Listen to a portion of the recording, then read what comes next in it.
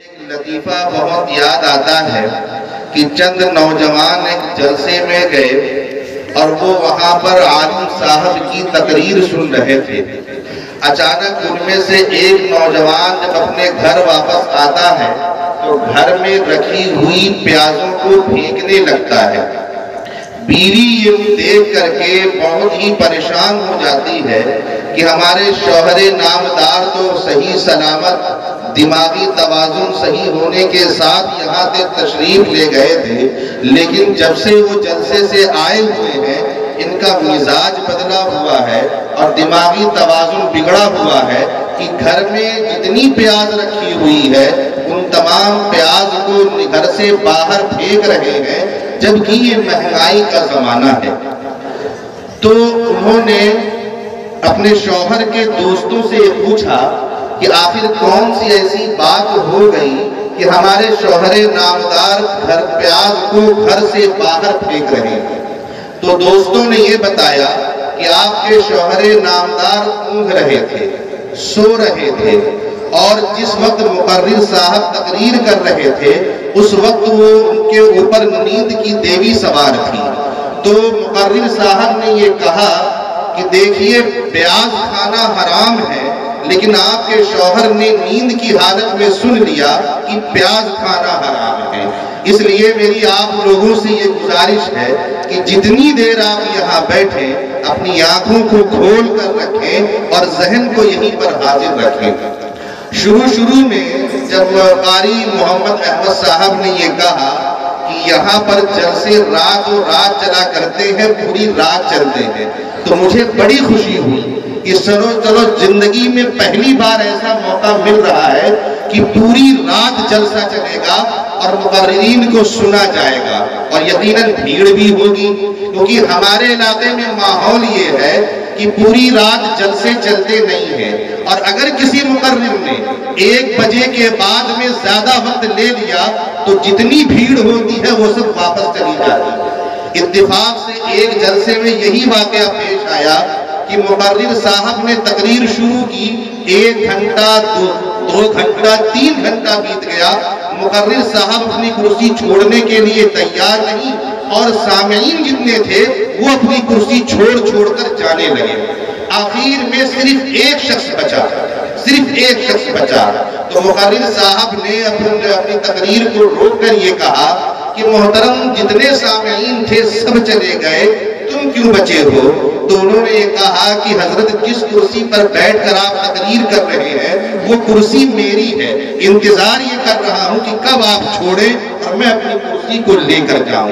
تو مجھے امید یہ ہے کہ یہ کرسی ٹینٹ کی ہوگی، شاید مولانا کی نہ ہو، ورنہ آخر میں صرف ہم اور مولانا ہی نظر آئیں گے، اور شاید کہ موٹر سائیکل پر لے کر جائیں ان کے۔ میرے بزرگوں، شروع میں تو مجھ سے یہ کہا گیا کہ تعلیم و تربیت پر کچھ گفتگو کی جائے، لیکن پھر بعد میں موقع کی نزاکت کو دیکھتے ہوئے یہ ہوا کہ محبت رسول پر تقریر کی جائے، پھر بعد میں اب وقت کی نزاکت کو دیکھتے یہ ہوا کہ 20 منٹ میں ہی کوئی ایسی بات کہی جائے جس سے اپنی بات پوری طور پر سمجھ میں آ جائے۔ میں عرض یہ کر رہا ہوں کہ اللہ تبارک و تعالیٰ نے یہ کہا ہے ہم انسانوں سے أَفَحَسِبْتُمْ أَنَّمَا خَلَقْنَاكُمْ عَبَثًا وَأَنَّكُمْ إِلَيْنَا لَا تُرْجَعُونَ۔ اللہ ہمیں اور آپ کو مخاطب کر رہا ہے اور یہ کہہ رہا ہے انسانوں کیا تم یہ سوچ رہے ہو کہ میں نے تمہیں بغیر مقصد کے پیدا کیا؟ کیا تمہارے دل میں یہ خیال آ رہا ہے کہ میں نے تم کو بغیر وجہ کے اس دنیا میں بھیجا ہے؟ اگر تمہارے ذہن میں، اگر تمہارے دل میں یہ خیال آ رہا ہو کہ میں نے تمہیں بغیر مقصد کے، بغیر وجہ کے پیدا کیا ہے، تو اپنے دل سے یہ خیال نکال دو کہ میں نے تمہیں بغیر مقصد کے پیدا کیا ہے، بلکہ میں نے تمہیں اس دنیا میں جو بھیجا ہے وہ مقصد کے تحت بھیجا ہے، کسی خاص کام کے لیے بھیجا ہے، کسی خاص وجہ سے بھیجا ہے، اور جب تم اپنے اس مقصد کو پورا کر لو گے تو تمہیں ہماری طرف لوٹ کر آنا ہے۔ تو معلوم یہ ہوا کہ اس دنیا میں جتنے انسان آئے ہیں سب کو ایک دن اس دنیا سے جانا ہے، سب کو ایک دن اللہ کے سامنے کھڑا ہونا ہے اور اللہ کو اپنا اپنا منہ دکھانا ہے۔ اب یہ ہماری ذمہ داری بنتی ہے کہ ہم اپنی زندگی کو اس دنیا میں کیسے گزاریں، اچھی زندگی گزاریں یا خراب زندگی گزاریں، کیونکہ جیسی زندگی ہم گزاریں گے اللہ تبارک و تعالیٰ کی طرف سے ہمارے لیے فیصلہ بھی ویسا ہی ہوگا۔ اللہ فرماتا ہے فَمَن يَعْمَلْ مِثْقَالَ ذَرَّةٍ خَيْرًا يَرَهُ وَمَن يَعْمَلْ مِثْقَالَ ذَرَّةٍ شَرًّا يَرَهُ۔ اللہ نے ایک اصول بیان کیا، سن لیجئے اصول کو اور اپنے ذہن پر نقش کر لیجئے اس کو، اور اس اصول کے مطابق اپنی زندگی کو بتائیے اور گزاریے۔ انشاءاللہ آپ دنیا میں بھی سرخرو ہوں گے، کامیاب ہوں گے، اور اس دنیا سے جانے کے بعد میں اللہ کے سامنے جب کھڑے ہوں گے تب بھی آپ سرخرو ہوں گے۔ اللہ نے دو اصول بیان کیے۔ اللہ فرماتا ہے فَمَن يَعْمَلْ مِثْقَالَ ذَرَّةٍ خَيْرًا يَرَهُ، کہ جس انسان نے اس دنیا میں ذرہ برابر بھی اچھا کام کیا ہوگا تو اس کا بدلہ ضرور پائے گا۔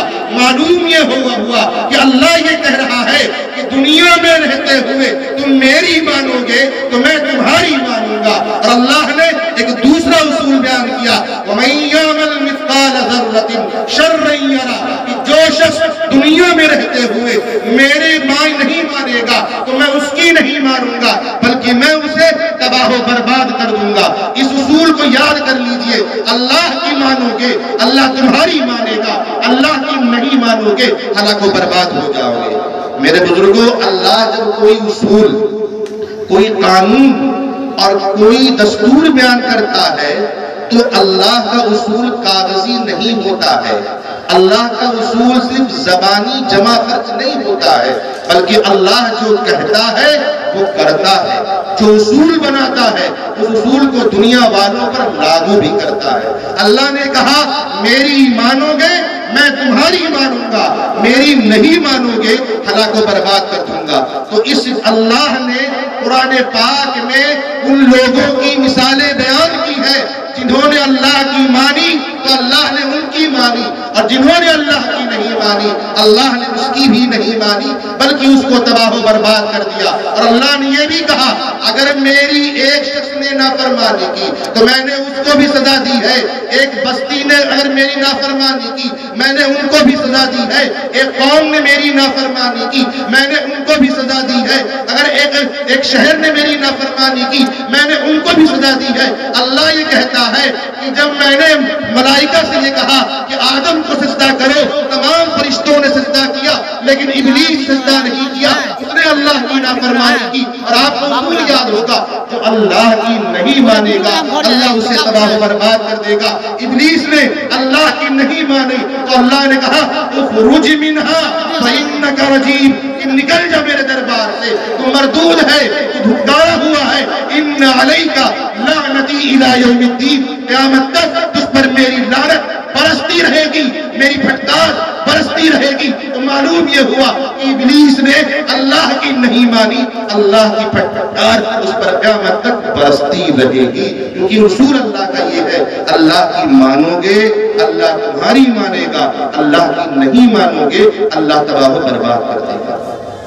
پھر اللہ نے ہمارے اور آپ کی عبرت کے لیے ایک قوم کا تذکرہ کیا، اور کیا کہا سنیے۔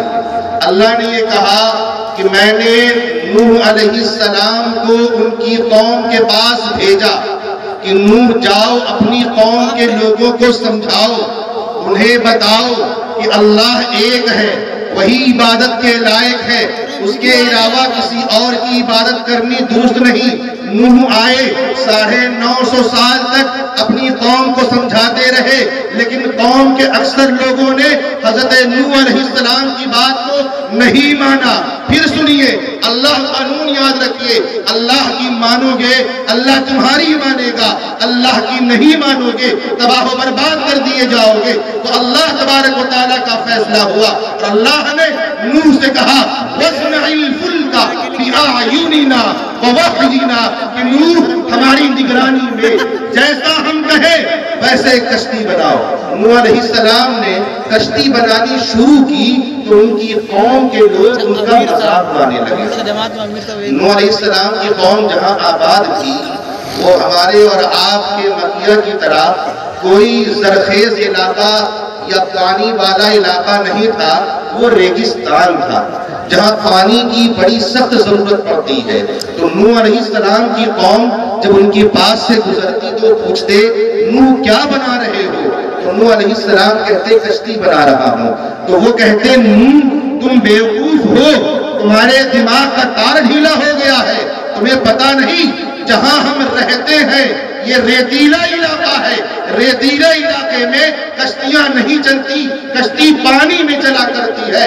ارے اگر تمہارا خدا ہمارے اوپر پانی کا عذاب بھیجے گا تو اپنے رب سے کہہ دینا اتنا پانی برسائے، اتنا پانی برسائے کہ ہم برسہ برس کے لیے پانی کو ذخیرہ کر کر رکھ لیں گے تاکہ ہمیں پانی کی کمی محسوس نہ ہو۔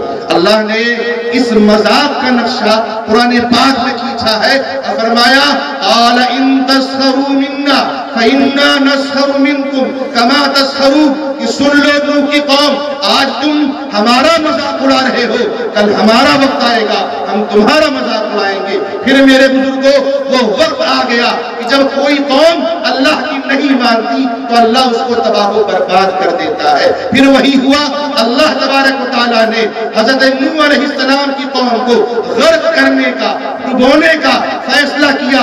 اور سنیے اللہ نے حضرت نوح کو مخاطب کرتے ہوئے کہا اے نوح وَلَا تُخَاطِبْنِي فِي الَّذِينَ ظَلَمُوا إِنَّهُمْ مُغْرَقُونَ۔ نوح جب میرا عذاب کسی قوم پر آتا ہے، جب میں کسی قوم کو ہلاک کرتا ہوں، برباد کرتا ہوں تو لوگوں کا دل پگھل جاتا ہے کہ میرے عذاب کو دیکھ کر تمہارا دل پگھلے گا، مجھے یقین ہے، لیکن میں پہلے ہی تمہیں انفارم کر رہا ہوں اور پہلے ہی تمہیں تنبیہ کر رہا ہوں کہ تمہارا ہاتھ اپنی قوم کی دعا کے لیے نہ اٹھے۔ پھر اللہ نے کہہ دیا انہم مغرقون، کہ اللہ نے اس قوم کو ہلاک کر دیا۔ میرے بزرگوں ہم امتی ہیں حضرت محمد مصطفیٰ صلی اللہ علیہ وسلم کے، واقعات بہت ہیں لیکن وقت بڑے کم ہے۔ اور یاد رکھیے اللہ نے جو قانون ازل سے بنایا ہے کہ میری مانو گے میں تمہاری مانوں گا، میری نہیں مانو گے ہلاک و برباد کر دوں گا، تو یہ قانون ہمارے اور آپ کے اوپر بھی لاگو ہوتا ہے۔ اللہ نے کہہ دیا وَمَن يَعْمَلْ سُوءًا يُجْزَ بِهِ، کہ اگر کوئی امتی غلط کام کرے گا، نافرمانی کرے گا، اللہ کے حکم سے عدولی کرے گا، اللہ کے حکم سے بھٹکے گا، گمراہی کے راستے پر جائے گا، اللہ نے کہا یُجْزَ بِهِ، اس کو بھی غلط سزا ہوگا، اس کو بھی اس کی غلط حرکتوں کی سزا دی جائے گی، اس کی غلط افعال کا اس کو بدلہ دیا جائے گا۔ اس لیے میرے بزرگوں اور میرے دوستوں اللہ کے قانون کو یاد رکھو، اللہ کی مانو اللہ تمہاری مانے گا، اللہ کی نہیں مانو گے ہلاک و برباد ہو جاؤ گے۔ اور علامہ ابن جوزی علیہ الرحمہ کا ایک واقعہ عرض کر کے میں اپنی بات کو ختم کروں گا۔ اللہ تبارک و تعالیٰ نے قرآن پاک میں فرمایا کہ وَلَا يَحِيقُ الْمَكَرُ السَّيِّئُ إِلَّا بِأَهْلِهِ، اللہ نے کہا تم کوئی نافرمانی کرو گے، کوئی گناہ کرو گے، کوئی بدعملی کرو گے، کوئی غلط کام کرو گے، کوئی بدعمل کرو گے، وہ گناہ وہ نافرمانی تمہاری طرف لوٹ کر آئے گی اور تمہیں اس کی سزا مل کر رہے گی۔ اور میں اس کے لیے مثال دیا کرتا ہوں، اگر آپ اپنے چہرے کو اوپر اٹھائیں اور تھوکیں، بتائیے تھوک کہاں گرے گا؟ آپ کے چہرے پر گرے گا۔ گناہ قرض ہوتا ہے، گناہ قرض ہوتا ہے۔ اگر آپ نے گناہ کیا ہے تو آپ کو اس قرضے کی ادائیگی کرنی پڑے گی۔ علامہ ابن جوزی نے اس قرآن کی اس بات کو ایک واقعے سے سمجھایا کہ ایک سونار تھا جس کا کام یہ تھا کہ وہ سونے کا کام کیا کرتا تھا۔ اس کے یہاں ایک چھوٹا سا بچہ تھا جنہوں نے اسے بچپن سے پال رکھا تھا۔ اس بچے کا کام یہ تھا کہ سونار کے گھر میں پانی بھرا کرتا تھا۔ جب وہ بچہ جوان ہو گیا، بالغ ہو گیا، ایک دن غلط نیت سے سونار کی بیوی کے ہاتھ کو پکڑ لیا۔ سونار کی بیوی نے جب اس حرکت کو دیکھا ہے تو رونے لگی، اور جب سونار گھر پر آیا ہے تو اس سے شکایت کی کہ جس بچے کو ہم نے بچپن سے اپنی اولاد کی طرح پالا تھا، آج اسی بچے نے غلط نیت سے میرے ہاتھ کو چھو دیا۔ اتنا سننا تھا کہ سنار رونے لگا۔ اب بیوی کو بڑا تعجب کہ میں نے جو بات کہی ہے، بجائے اس کے کہ سنار غصہ ہوتے، شوہر میرے ناراض ہوتے، اس لڑکے کو مارتے پیٹتے، الٹا میرا شوہر رونے لگا۔ بڑا تعجب ہوا اس کو، تو شوہر سے اس نے پوچھا آپ کیوں رو رہے ہیں؟ غلط حرکت میرے ساتھ میں ہوئی ہے، آپ کیوں روتے ہیں؟ تو سنار نے جو واقعہ بیان کیا، میرے بزرگوں اور میری ماں بہنوں سنیے گا خاص طور سے، سنار نے یہ کہا کہ بات اصل یہ ہے کہ ایک عورت نے مجھ سے سونے کا کنگن بنوایا تھا، آج وہی سونے کا کنگن لینے آئی تھی، اور اس نے یہ کہا کہ سنار صاحب اس کنگن کو آپ اپنے ہاتھوں سے میرے ہاتھوں میں پہنا دیجئے۔ جب اس عورت نے اپنی آستین کو اوپر کیا ہے اور اس کے گورے ہاتھ کو میں نے دیکھا ہے تو میرے دل میں غلط جذبہ اٹھا ہے اور میں نے غلط نیت سے اس کے ہاتھ کو پکڑا ہے۔ اللہ نے اسی کی سزا میرے گھر میں یہ دی ہے کہ وہی بچہ جس کو ہم نے اولاد کی طرح بچپن سے پالا تھا، اسی نے آج میری بیوی کے ہاتھ کو غلط نیت سے پکڑ لیا ہے۔ میرے بزرگوں میں نے کہا تھا کہ گناہ یہ قرض ہوتا ہے۔ اگر آپ نے کسی کی بہو بیٹی کی طرف آنکھ اٹھا کر دیکھا ہوگا، یاد رکھیے آپ کی بہو بیٹی کو دیکھا جائے گا۔